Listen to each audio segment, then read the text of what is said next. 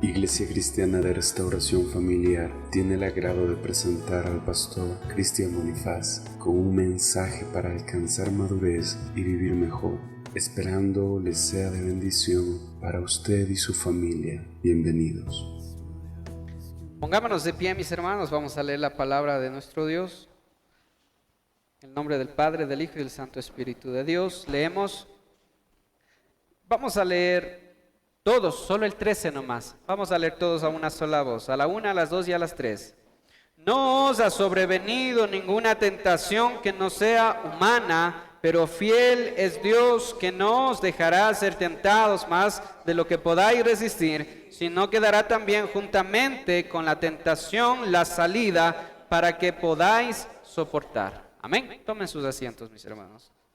Y le oramos a Dios. Bendito Padre, ponemos este tiempo en tus manos.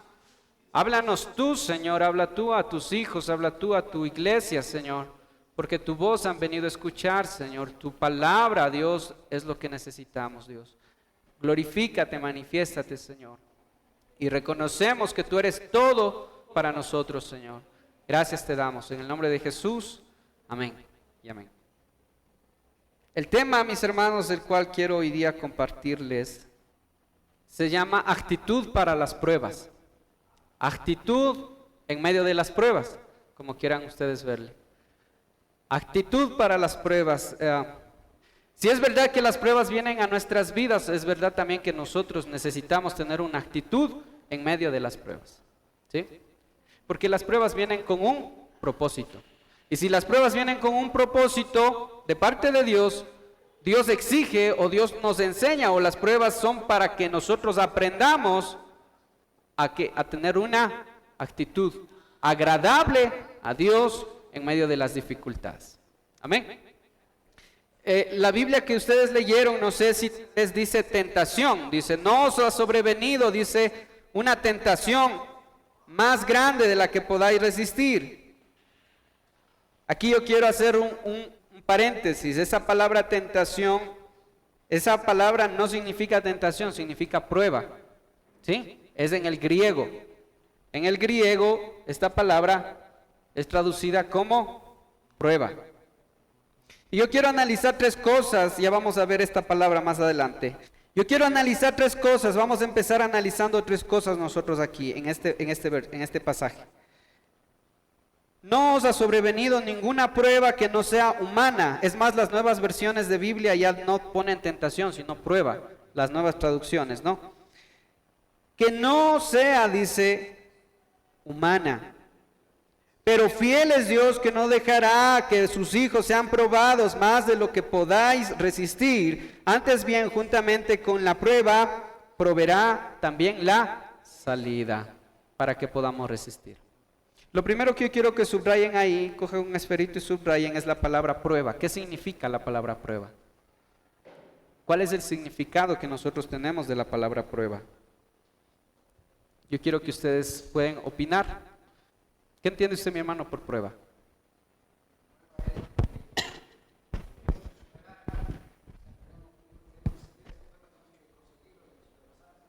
¿Ya?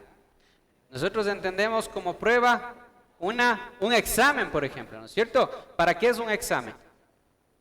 Para medir nuestro conocimiento.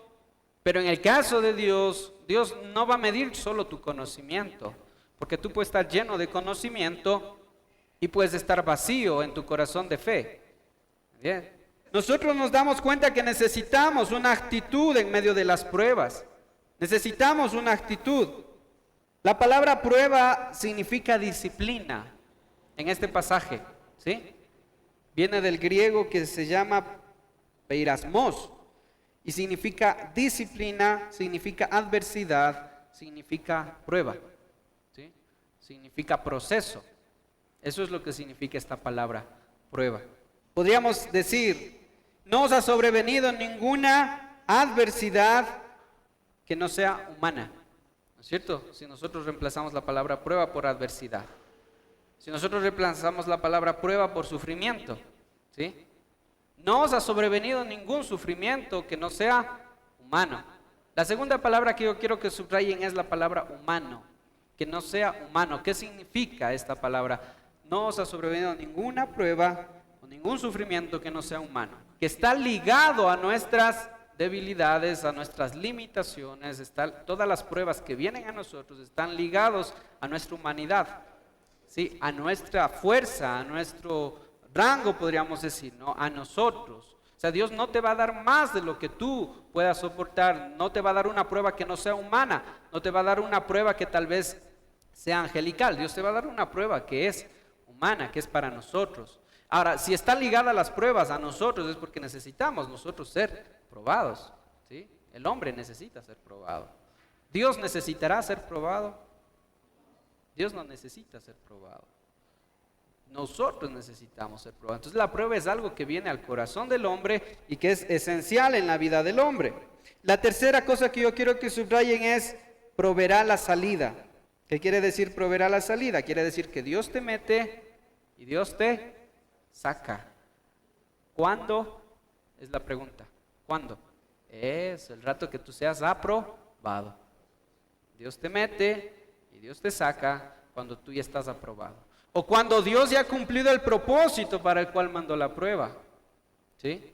Dios cumple un propósito a través de las pruebas. Dios no te prueba por probarte. Dios no te hace pasar un proceso de sufrimiento, de adversidad, porque Él le da la gana, como dice el ateísmo, porque Dios está jugando con el mundo y con el ser humano. No, Dios te hace porque es necesario. Entonces Dios manda la prueba, cumple su propósito y te saca de la prueba. Y eso es todo. No hay más vueltas que dar. No hay más que acotar a esto, mis hermanos. La prueba es el examen de Dios al hombre, pero ese examen para nosotros muchas veces se convierte en sufrimiento. ¿Sí? Y es verdad. El examen o la prueba de Dios para el hombre es aflicción, es sufrimiento, es llanto, es problemas, es malas noches, es aflicción del corazón, del alma. El hombre se aflige. Amén. La prueba que viene de Dios aflige el corazón del hombre. Claro que aflige el corazón del hombre. Y Dios no necesita, miren, algo que yo quiero que entiendan es que Dios no necesita explicarle al hombre el porqué de las pruebas. Dios no necesita explicarle al hombre el porqué de las pruebas. Dios dice, no es necesario que yo le explique al hombre. Ayer me ponía a orar y decía, Señor, yo quiero poner, ¿por qué tú pruebas al hombre? ¿Por qué tú estás probando al hombre? Y el Señor me decía, no es necesario que yo explique por qué pruebo al hombre. Porque el hombre nunca va a entender los pensamientos de Dios. Porque el hombre siempre va a decir, Dios se equivocó, Dios está mal, Dios está jugando, Dios no existe. Entonces el hombre siempre va a juzgar el plan de Dios, el propósito de Dios. Entonces Dios no se interesa en explicarle al hombre. Cuando Lázaro estaba muerto, le avisaron a Jesús que Lázaro estaba yendo a morir, estaba enfermo. ¿Qué hizo Jesús? Esperen, le dijo. ¿Cuántos días les tocó esperar? 4 días, ¿no es cierto? Al 4.º día llegó Jesús. Pero Jesús se puso a explicarle acaso a los que le dijeron qué es lo que estaba pasando. Jesús se puso a decirles no. Lo único que el Señor les dijo es, crean, confíen. Amén. Es lo único que Dios te dice. Dios no necesita explicarte el porqué de las pruebas. Lo único que Dios te dice es, cree y confía. Nada más. Y espera el proceso, espera que termine el proceso. Es lo que Dios nos dice, ¿verdad? Ahora, miren ustedes, las pruebas, el sufrimiento, las pruebas, el llanto, ¿son señal de qué? Aquí quiero que presten mucha atención. ¿Son señal de qué? ¿De qué son señal? Las pruebas, el sufrimiento en la vida del hombre a través de las pruebas, ¿son señal de qué? Sí, eso es señal de qué? Es señal de la debilidad del hombre. ¿Sí? Es señal no solo de la debilidad, miren lo que apunté ahí. Es señal de lo pequeños, de lo efímeros, de lo mortales que somos nosotros. Cuando Dios envía una prueba, esa prueba para nosotros se convierte en sufrimiento y ese sufrimiento es señal de ¿qué? De lo débiles que somos nosotros. Es señal de lo pequeñitos que somos. Es señal de que en realidad nosotros necesitamos la ayuda de Dios. Una prueba, a diferencia de un examen natural académico, en el examen académico tú estás solo. Tú tienes que hacer lo que tú aprendiste y hasta donde tú puedes. La diferencia aquí es que Dios envía la prueba con la misma intención de que el hombre reconozca su necesidad de Dios. Dios envía las pruebas al ser humano y esas pruebas le causan mucha aflicción. Pero Dios tiene un propósito y el propósito es que el hombre reconozca que así como Dios da la prueba, Dios también da la salida. O sea, el pasar la prueba, yo quiero que entiendan esto, el pasar la prueba no está completamente en el hombre, solamente en el hombre. El hombre no puede. El hombre no puede ni quiere, dice Pablo, agradar a Dios, el hombre natural. No puede. Si Dios no interviene, si Dios en medio de las pruebas no interviene y te guía a qué es lo que tú tienes que hacer, entonces tú nunca vas a poder salir de las pruebas. Si Israel estaba en el desierto 40 años, es por su duro corazón, pero 12 días tenía que cruzar el desierto. ¿Y quién les iba guiando? Dios. Amén. Dios es el que iba con ellos. De noche dice una columna de fuego, de día para que el frío no los mate, de día una nube para que el sol no los consuma, no los queme. Y Moisés escuchando la voz de Dios y siguiendo la guianza de Dios. Amén. Pero un pueblo de duro corazón, entonces eso produce que el corazón endurecido produce que la gente no reconozca su necesidad de Dios. Dios envía la prueba y la prueba es sufrimiento, pero es la señal, ese sufrimiento es la señal de que nosotros necesitamos a Dios en medio de las pruebas. Reconocer que tú reconozcas lo pequeño que tú eres, lo insignificante que tú eres. Tan insignificantes somos nosotros que si no comemos en 1, 2, 3, 4 días ya nos morimos. Tan débiles somos nosotros que si tú te tropiezas y te das un mal golpe en la cabeza te mueres o vas a parar al hospital. Tan débiles somos nosotros que si comes un alimento que ya está expirado vas a parar en el hospital. Tan pequeño es el hombre que nosotros sí necesitamos dinero para subsistir diariamente.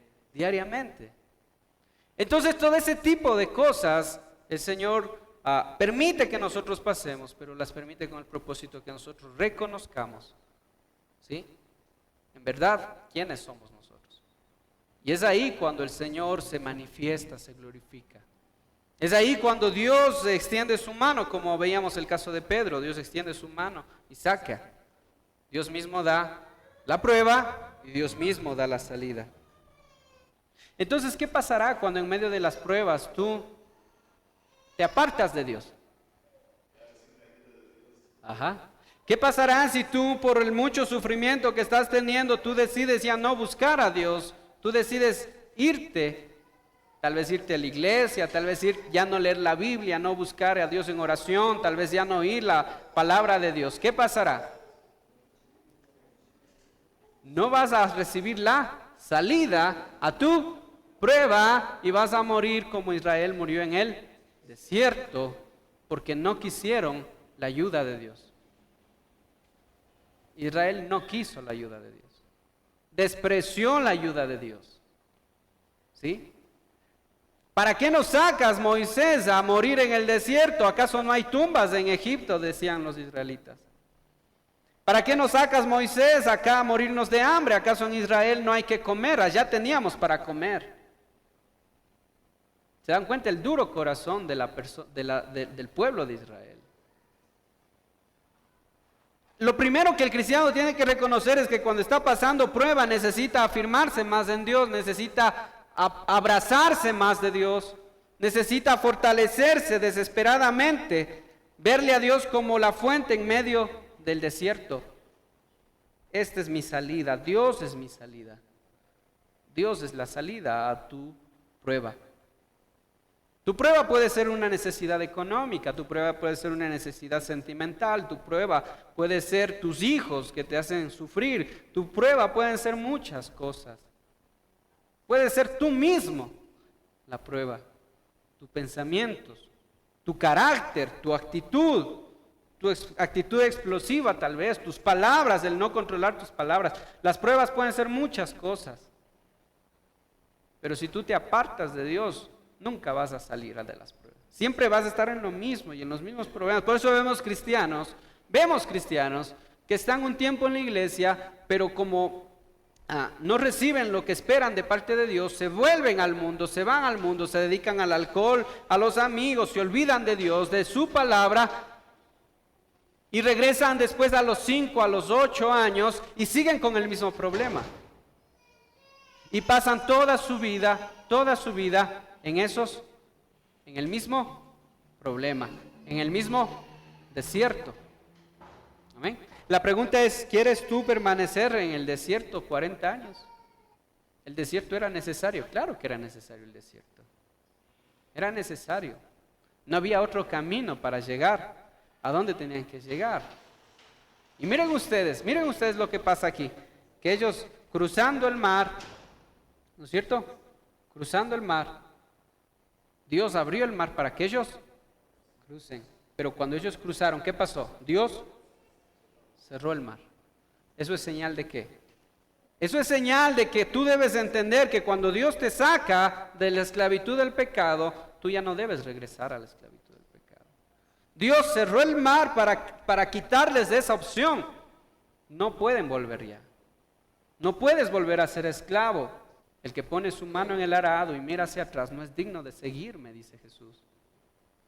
No es apto para el reino de los cielos. Y esa palabra apto significa que no está preparado. No, Dios no los desprecia, no los desecha, no, sino que dice tienen que pasar un proceso. Porque todavía no están aptos.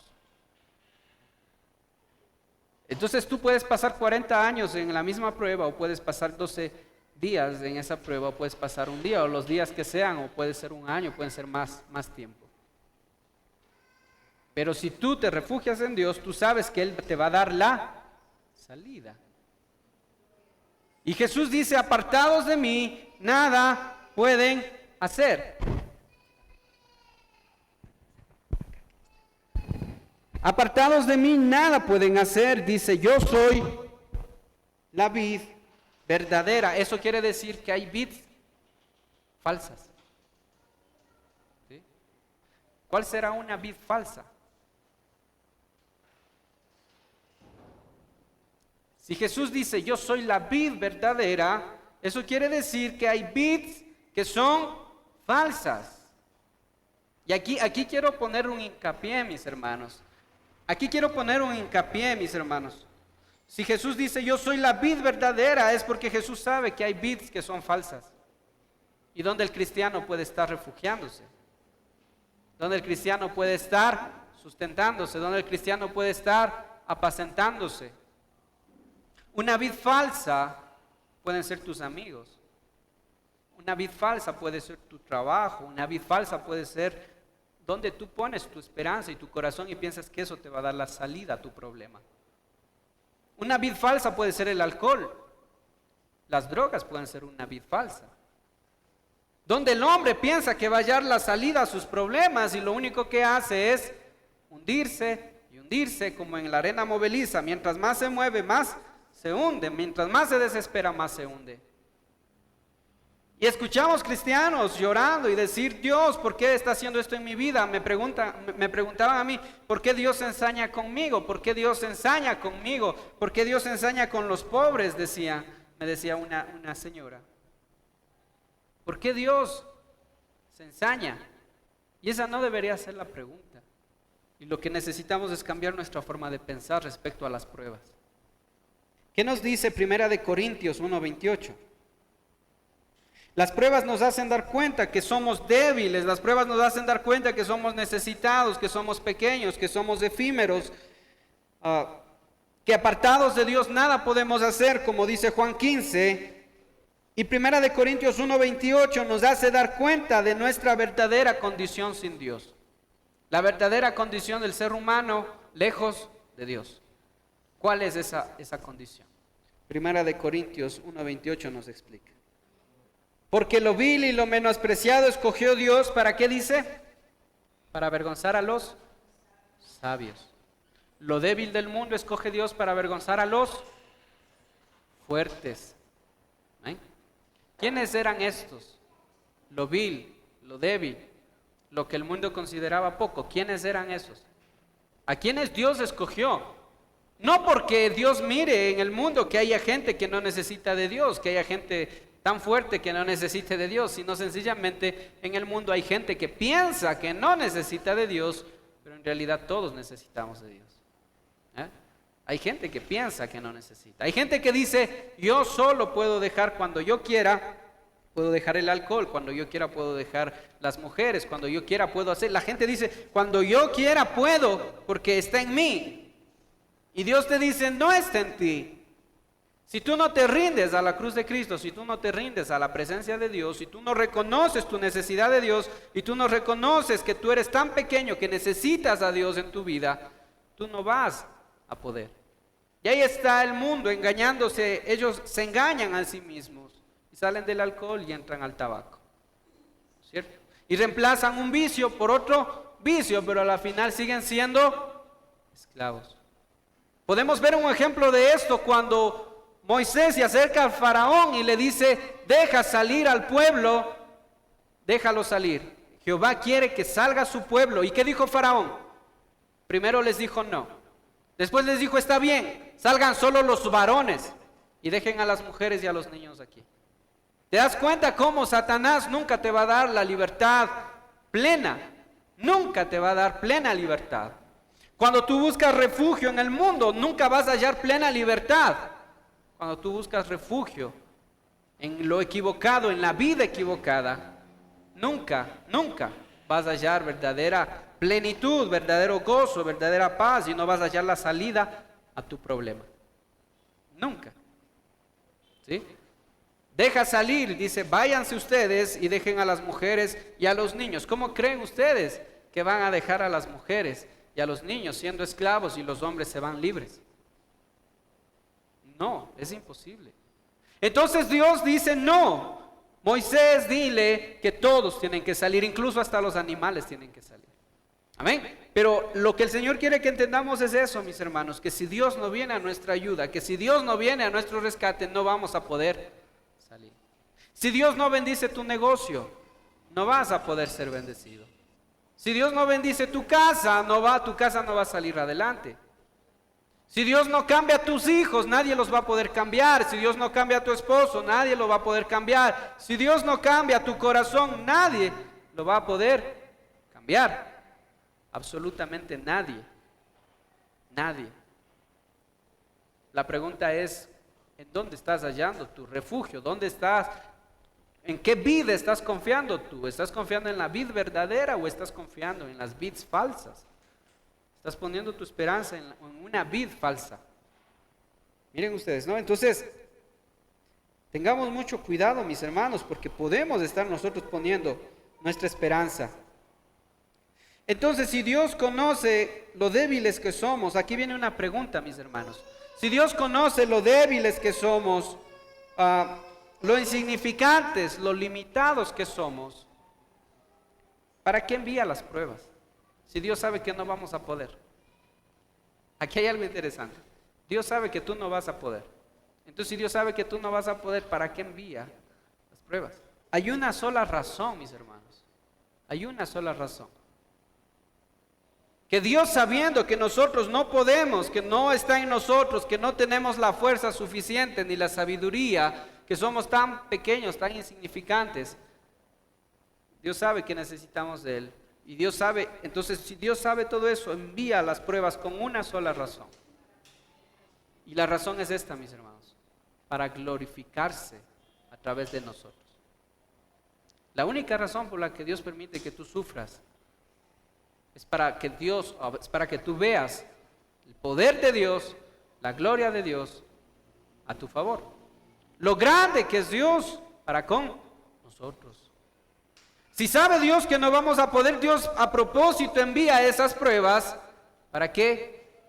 Para que al nosotros reconocer nuestra dependencia de Él se glorifique a través de esa prueba. para que su nombre sea engrandecido, para que su nombre sea exaltado, para que toda rodilla se doble delante de Él y para que toda boca confiese que Él es Dios.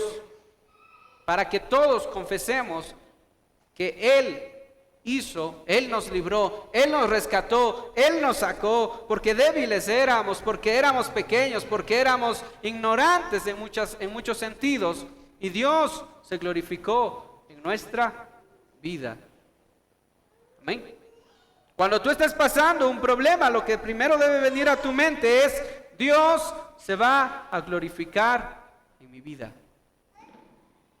Voy a ver la gloria de Dios. Voy a ver el poder de Dios a mi favor. No sé cuándo, pero voy a ver la gloria de Dios. Cuando Lázaro murió, cuando Lázaro estaba enfermo y Jesús dijo: esperen, ya voy a ir. Y no llegó al cuarto día. ¿Ustedes cómo creen que estaban Marta y María? El Señor se olvidó de nosotros.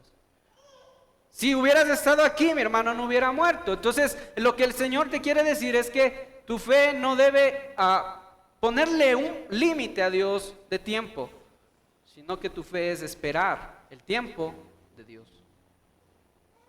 Es esperar el tiempo de Dios.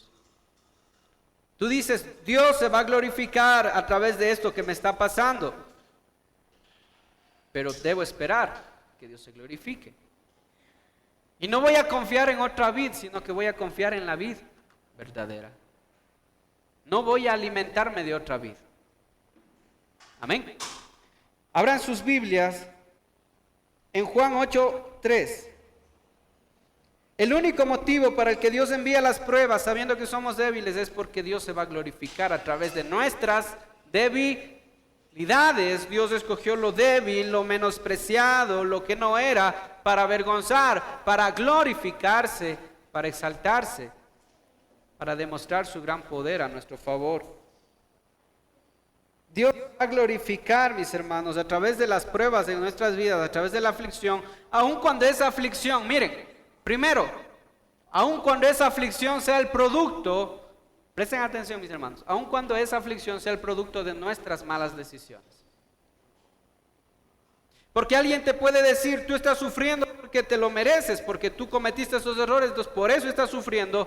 Pero Dios quiere que tú entiendas que ese sufrimiento, aún el sufrimiento que viene por tus malas decisiones, es una oportunidad para que Dios se glorifique. ¿Sí? Es una oportunidad para que Dios se glorifique. ¿Y cuándo Dios se glorifica a través de tus malas decisiones? Pregunta: ¿cuándo? ¿Cuándo Dios se glorifica a través de tus malas decisiones? Cuando nos arrepentimos.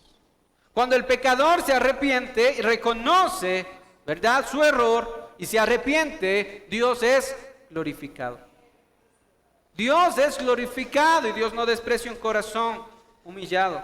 Dios no desprecia un corazón contrito. ¿Qué nos dice Juan 8:3? Ayúdenos leyendo a alguien, por favor. Miren ustedes, hay una mujer que cometió un gran delito y la paga de ese delito era la muerte. ¿Sí? El que sea encontrado en adulterio tiene que ser apedreado, tiene que ser muerto. Pero aún en medio del error de esta mujer, Dios se glorificó cuando ella reconoció su pecado. ¿Sí? ¿Qué le dice Dios? ¿Qué le dice Jesús? ¿Qué le dice Jesús? Mujer, ¿dónde están los que te condenan? Yo tampoco te condeno, vete y no peques más. ¿Sí? Ahora, miren ustedes, mis hermanos, porque tú puedes estar pensando y decir: no, el sufrimiento que yo estoy pasando me lo merezco, pero Dios quiere que tú entiendas que cuando tú te arrepientes, tú le estás dando paso a Dios para que Dios se glorifique en medio de tu error. Amén. Cuando tú te arrepientes. Ahora, ¿qué pasa si tú no te arrepientes? ¿Qué pasa si tú no reconoces tu pecado? Dios tampoco se va a glorificar. Dios soluciona el problema de esta mujer. ¿Ustedes creen que de ahí en adelante tal vez la gente quería seguirle apedreando a esta mujer? Porque cuando Jesús dice que lance la piedra aquel que esté sin pecado, dice la palabra que de uno en uno se iban se iban saliendo. Imagínense ustedes que lance la piedra y que esté sin pecado. Entonces ellos entendieron la profundidad de la palabra de Jesús. Jesús se glorificó aún en el problema de esta mujer. Y el problema de esta mujer fue por su propia culpa. Lo que Dios quiere que tú entiendas es que tú ya debes dejarte de sentir culpable por tus errores y debes arrepentirte. Y cuando tú te arrepientes, le das paso a que Dios se glorifique, a que Dios manifieste su gloria a tu favor. ¿Quién juzgará a aquellos a quien Dios ha perdonado ya? Les pregunto yo, ¿quién puede juzgar a aquellos a quien Dios ya ha perdonado? Nadie puede juzgar a aquellos a quien Dios ha perdonado ya. Nadie, ni Satanás siquiera, puede juzgar a aquellos a quien Dios ya ha perdonado. Segundo, Dios manifiesta su gloria. Estamos hablando, acuérdense que estamos hablando de que ¿por qué Dios permite que pasemos pruebas o sufrimientos y sabe que no vamos a poder? Para glorificarse. Y se glorifica aún cuando cometemos errores. Pero también se glorifica cuando hay cosas que no podemos controlar, que son más fuertes que nosotros, cosas en la vida que nosotros no esperábamos, ¿sí? Que vienen a nuestras vidas, son sufrimientos, son pruebas que vienen a tu vida y que tú no las puedes controlar ni tú las elegiste, sino que vienen a tu vida y te tocó vivir. ¿Amén? Son cosas que van a pasar en tu vida, pero Dios quiere que tú entiendas que son cosas que Dios las permite. ¿Para qué? Para glorificar su poder, su nombre a través de esa prueba. Abran sus Biblias en Juan 11:1, del 1 hasta el 4. ¿Cuál era el propósito de esta prueba? ¿Mirar la fe de Marta y de María? Les pregunto yo, ¿el propósito de esta prueba era probar la fe de Marta y María? No, les digo, si el propósito de esta prueba de la muerte de Lázaro fue para probar la fe de Marta y de María, les pregunto, no. Aquí está diciendo claramente que el propósito es para glorificarse el Padre y para que el Hijo sea glorificado. Hay cosas en la vida que tú no vas a poder controlar, que vienen a tu vida y que te tocaron vivir, pero Dios quiere que tú entiendas que son propósitos santos de Dios, son propósitos santos que tienen que cumplirse para que Dios se glorifique. ¿Qué hubiera pasado si Lázaro no se hubiera levantado? ¿Qué hubiera pasado si Lázaro no hubiera resucitado? Pero ahora yo quiero que ustedes entiendan algo. Hay gente que se acercó a Jesús y le dijo, Señor, mi familiar, mi hijo, mi hija están enfermos y van a morir. Y el Señor dijo, no temas porque yo me voy a glorificar. Pero hay veces que el Señor les dijo, no. Son los propósitos santos de Dios y permitió que murieran. Tened paz, dice, porque serán levantados y no os preocupéis por los que ya han muerto, preocúpense ustedes por ustedes mismos, porque los que ya están muertos, a la final se murieron en Cristo, están en la presencia de Dios, pero ustedes, ¿a dónde van a ir los que estamos vivos? Preocupémonos nosotros por nuestra condición, es lo que Jesús estaba diciendo. No teman a la muerte, porque la muerte nada más es el paso a la eternidad. Nosotros somos eternos. Nuestra alma es eterna. Tú tienes eternidad en ti. Tu alma es eterna. Tu alma no tiene fin. Tu alma tuvo inicio, pero no va a tener fin. Entonces tú decides dónde vas a pasar tu eternidad. Tú decides dónde vas a estar por tu eternidad. En la presencia de Dios o lejos de la presencia de Dios. Amén. Entonces, eso es lo que el Señor quiere que entendamos. ¿Duele mucho? Claro que duele. Afecta mucho. Pero aún en medio de todo el Señor te dice, yo me voy a glorificar. Si no es resucitando al que está muerto, dando paz al corazón de aquellos que quedan. Dando propósito, dando gozo en el corazón de aquellos que quedan. Amén. Miren ustedes, pero son los propósitos santos de Dios y Dios se glorifica a través de todo ellos. Cuando Dios pasa por una casa, la familia no es igual. Cuando la gloria de Dios desciende en un lugar, la gente no queda igual. Cuando la gloria de Dios desciende en una iglesia y empieza a transformar las vidas, las personas no pueden seguir iguales. ¿Cómo podemos decir nosotros? No sé si ustedes han escuchado en muchas iglesias decir, la gloria de Dios vino a este lugar, la gloria de Dios está en este lugar, la gloria de Dios está aquí. todos levanten sus manos, la gloria de Dios está aquí, y sales y sigues siendo el mismo, entonces eso significa que la gloria de Dios no estuvo ahí. Solo hubo emoción. Pero cuando la gloria de Dios desciende en ese lugar y tú sales de ahí y se te presenta la tentación y tú dices, no, porque yo vine viendo la gloria de Dios, tú dices, algo cambió en mi corazón, entonces hubo gloria de Dios. Cuando tú estás en los problemas y tú buscas la presencia de Dios y miras a Dios como tu refugio, entonces tú viste la gloria de Dios. Cuando la palabra de Dios se ha clavado en tu corazón y empieza a martillar tu mente, tu corazón todos los días, y tú empiezas a dar frutos de arrepentimiento, eso significa que la gloria de Dios estuvo ahí y tú fuiste testigo de la gloria de Dios. Pero si tú solo saltaste, te pusieron la mano, te caíste, te revolcaste, de vuelta te levantaron, nuevamente te hicieron revolcar y sales y sigues siendo el mismo y no hay nada en tu corazón de Dios, entonces no hubo gloria de Dios. Porque donde está Dios, las cosas no son iguales. Donde Dios se manifiesta, las cosas no son iguales. No pueden ser iguales. La gloria de Dios es eso. Amén. Miren ustedes lo que pasaba cuando Jesús pasaba por un lugar, las cosas no eran iguales. No podían seguir siendo las mismas. Abran sus Biblias en Juan 9:2. Tercero, ¿por qué Dios envía las pruebas? Para que la gloria de Dios se manifieste, y la gloria de Dios se manifiesta cuando son propósitos eternos. Primero, cuando cometemos nuestros errores y nos arrepentimos, Dios se glorifica. Segundo, cuando hay cosas que no podemos controlar, como la muerte o la enfermedad que vienen a nosotros inesperadamente. Y tercero, cuando son propósitos eternos, o sea, cuando ya desde la eternidad Dios dijo, esto va a pasar en la vida de esta persona y a través de eso yo me voy a glorificar. ¿Qué nos dice Juan 9:2? Rabí, ¿quién pecó, este o sus padres, para que le pase lo que le está pasando? Y Jesús le dijo, ni él ni sus padres, sino que era un propósito eterno. Tú puedes decir, entonces, ¿por qué a mí Dios me escogió para hacer un propósito eterno? ¿Por qué no le escogió a otro para que Dios le probara de esa manera? Y Dios te dice, no, yo no me equivoco, yo te escogí a ti. A ti y contigo voy a trabajar. Aunque tú digas, no, Señor, me resisto, Dios te dice, contigo voy a trabajar. Entonces tú decides pasar 40 años o pasar 12 días. Ahora, hay algo que es verdad, mis hermanos. Hay algo que es verdad. Y aquí yo quiero poner hincapié. Porque hay gente que se queja en medio de las pruebas y del sufrimiento y dice, nadie pasa lo que yo he pasado.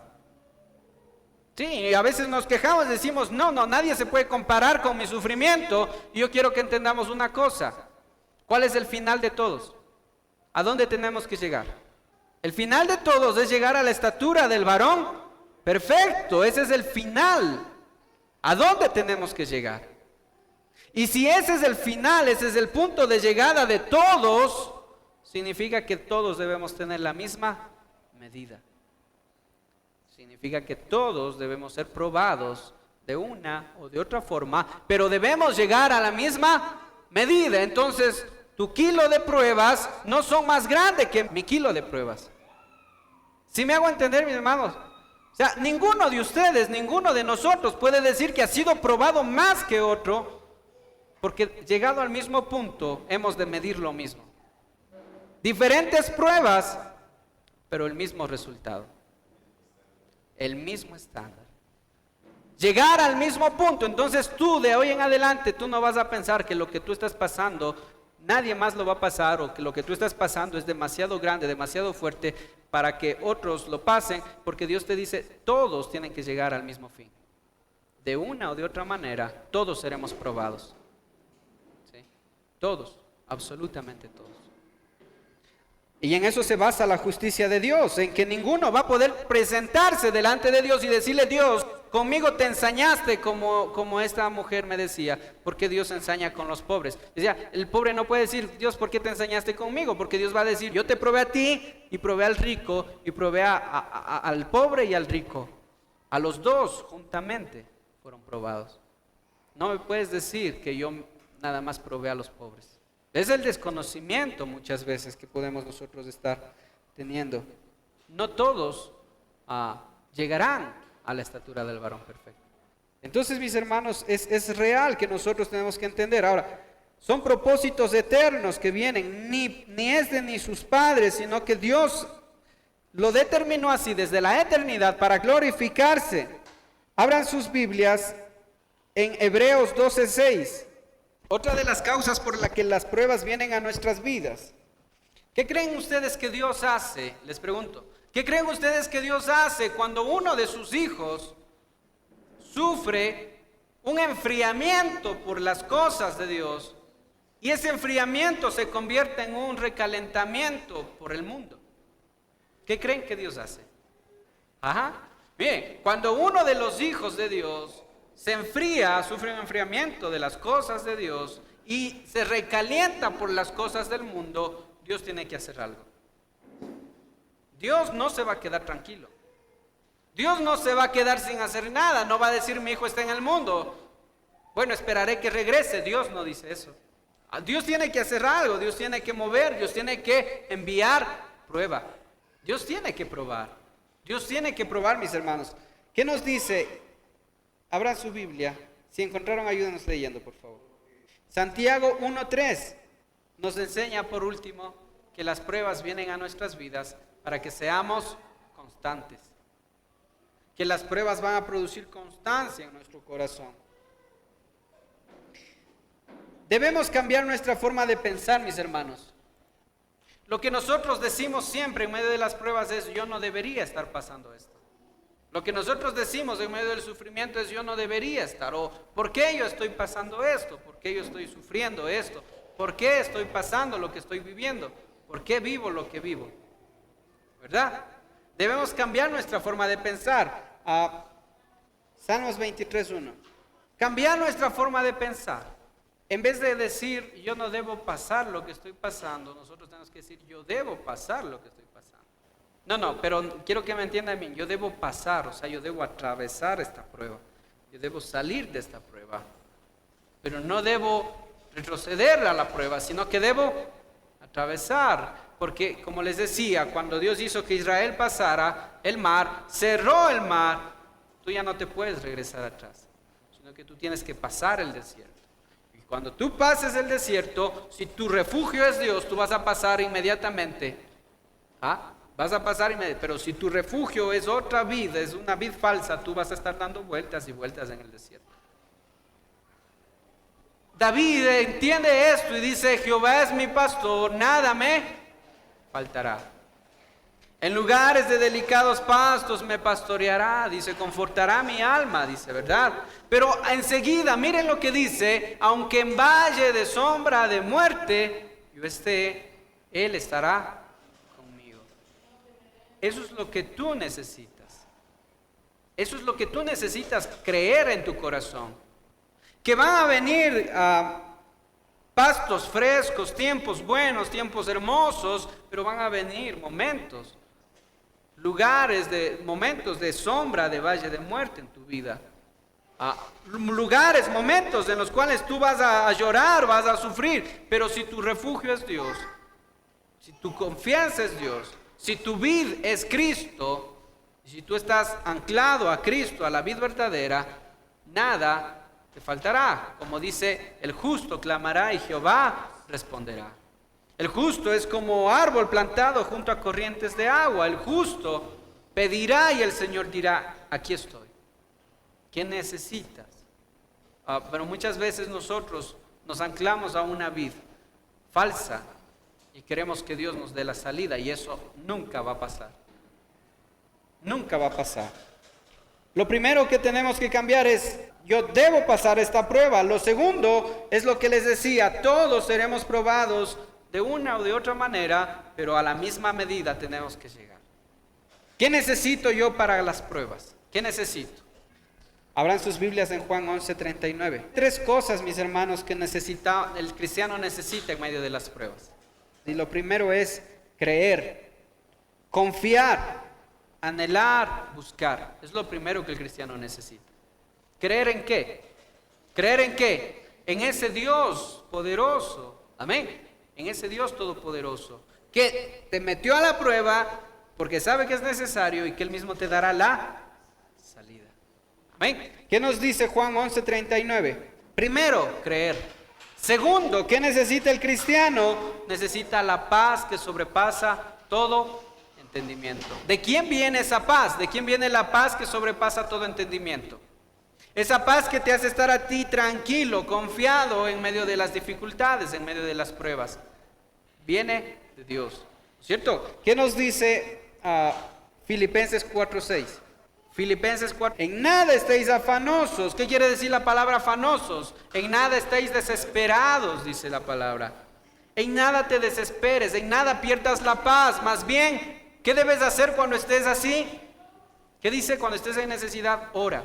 Orad, dice, con toda petición, toda súplica, para que vuestras peticiones sean conocidas delante de Dios. Lo primero es creer, confiar en Dios. Lo segundo es la paz que sobrepasa todo entendimiento. Es lo que tú necesitas. Y esto es sencillo, mis hermanos. Los mismos problemas, mire, los mismos problemas que antes te mataban, te destruían, hacían que te vayas al piso. Cuando tú tienes la paz de Dios en tu corazón, esos problemas ya no te matan, no te destruyen. ¿Los problemas se acabarán algún día? Les pregunto yo. ¿Las pruebas terminarán? Nunca van a terminar. Nunca van a terminar. Entonces, ¿qué es lo que necesitamos? Paz en medio de la tormenta. Es lo que necesitamos. Señor, dame tu paz. Señor, dame tu gozo. Señor, dame tu sabiduría para yo poder estar firme en medio de esta prueba. Eso es lo que el hombre necesita. Eso es lo que nosotros necesitamos. Y por último, la fe que viene por el oír la palabra de Dios. La fe que viene por el oír la palabra de Dios. ¿Qué dice Romanos 10:17? La fe viene por oír, ¿qué? La palabra de Dios. A ver, quiero que entendamos bien esto. ¿Qué pasa? ¿Qué pasa si tú dejas de oír la palabra de Dios? No hay fe. No hay fe, ¿no es cierto? Si la fe viene por el oír la palabra de Dios, no cualquier palabra, sino la palabra de Dios, ¿qué pasa cuando tú dejas de oír la palabra de Dios? La fe se empieza a apagar en tu corazón. Y cuando la fe está apagada en tu corazón, lo más mínimo te destruye. Lo más pequeño te desbarata. Lo más grande o lo más pequeño que haya que aparezca en tu vida, las pruebas más grandes o más pequeñas, te van a destruir. He visto cristianos que cuando están buscando a Dios, están buscando su gloria, su presencia, están sirviendo a Dios y están con deudas, se mantienen firmes y siguen adelante pagando sus deudas de a poco. Pero esos mismos cristianos, cuando se van de la iglesia, cuando dejan de oír la palabra de Dios, cuando dejan de comer la palabra de Dios, ¿sí?, se destruyen por esas mismas deudas. Entonces lo que Dios quiere que entendamos es que no está en nosotros. Si tú no te refugias en Dios, eso te va a destruir, eso te va a matar. Jesús dice, apartados de mí nada van a poder hacer. He visto cristianos tener problemas con los esposos, pero buscando a Dios, problemas en su matrimonio, buscan a Dios y se mantienen firmes, se apartan de Dios y esos mismos problemas les destruyen. Y después andan separándose, andan divorciándose. ¿Por qué? Porque la fe, que es lo que contrarresta el desánimo, se está apagando en el corazón del cristiano. Ahora te das cuenta por qué es importante venir a la iglesia. Ahora te das cuenta por qué es importante buscar la presencia de Dios. ¿Por qué es importante? Porque Dios sabe que si tú no escuchas la palabra, la fe se va a apagar en tu corazón. Y cuando la fe se apaga en tu corazón, tú te vas a destruir en medio de los problemas. Los problemas siempre van a estar. ¿Qué es lo que necesito yo? Es creer, es confiar, la fe que produce, que viene por el oír la palabra de Dios y la paz que sobrepasa todo entendimiento. Amén. Amén, mis hermanos. Tú decides. ¿Te adhieres a la vid verdadera o te adhieres a vids falsas? Tú decides. Tú haces que la fe crezca en tu corazón o sencillamente tú dejas que la fe de tu corazón se apague. Tú decides. Por eso el mensaje a la iglesia de Éfeso era: vuelve a tu primer amor, vuelve a las obras del principio. Y si no vuelves a las obras del principio, si no vuelves a tu primer amor hacia Dios, entonces yo quitaré mi lámpara de en medio de ti, le dijo. Qué difícil, qué duro es entender esto, mis hermanos. Qué duro es entender. Pero Dios te dice: si tú no quieres que yo sea tu vid, si tú no quieres que yo sea tu refugio, entonces tú no vas a poder atravesar las pruebas. Cierren sus ojitos, mis hermanos, y pongámonos de pie. Tú no puedes dejar que las pruebas te destruyan, tú no puedes dejar que las pruebas, el propósito de las pruebas no son para destruirte. El propósito de la aflicción, del sufrimiento es para fortalecerte, el propósito es para que Dios se glorifique. Pero si tú le permites a que Dios se glorifique. Bendito Dios y Padre, te damos gracias por tu palabra, Señor. Gracias, Dios. Porque entendemos que tú eres el todo y tú eres todo y eres el Dios, eres el Señor de nuestras vidas. Y que apartados de ti nada podemos hacer, nada somos, Señor, apartados de ti. Que somos tan débiles, Señor, que somos tan pequeños, tan limitados, Señor, que somos tan fugaces en esta tierra, Dios. Y aún en medio de las pruebas más pequeñas nos desesperamos, Señor. Aún en medio de las cosas pequeñas nos angustiamos y perdemos el gozo y perdemos la paz. Pero hoy nos acercamos a ti, Señor, y ponemos nuestra esperanza en ti. Dile, Señor, yo pongo mi esperanza en ti. Yo pongo mi corazón en tu presencia, en ti, Señor, y yo quiero permanecer en ti, anclado a la vid verdadera que es Cristo, y no quiero buscar. Y si tal vez he estado anclado a vids falsas, Señor, hoy te pido perdón, Dios. Y te pido, Señor, que tú me enseñes que yo pueda estar anclado a la vid verdadera, Señor. Que en medio de las pruebas, en medio de las dificultades, yo pueda buscar tu rostro, pueda abrazarme a tu presencia, Señor. Refugiarme desesperadamente en la presencia de Dios y en su palabra y en su amor, en su corrección, en su sabiduría. Y Él que me dio la prueba, Él mismo me dará la salida. Él mismo me dará la salida. Lo que estoy pasando es una oportunidad y más para material cristiano, puedes visitar nuestra página en Facebook o escribirnos al correo iglesiacrf-riobamba@outlook.com. Si estás en Ecuador y deseas comunicarte con nosotros personalmente, comunícate al teléfono 032-944-049. Ministerios Restauración Familiar llega a ustedes gracias al aporte de personas comprometidas con el ministerio. Si deseas, puedes unirte a nosotros y ser parte del cambio.